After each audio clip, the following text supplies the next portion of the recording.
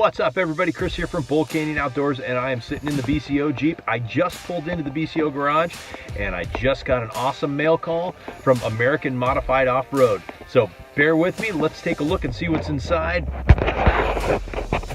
that box.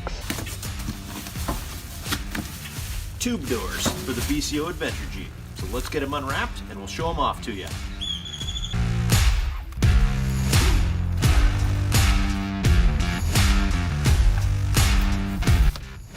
All right, so here they are out of the box. We've got a front and a rear, and I've got the other front and rear right over there. And first impressions, I'm actually really impressed with these. They have a nice matte textured finish on them. They have the proper style hinges with the threads on the bottom so you can still bolt them on for security reasons. Good stainless hardware with nylock bolts. They have a strap here, a retainer to keep the door from swinging wide open. And I'll tell you, I love the latching system. So let's flip over the back door here.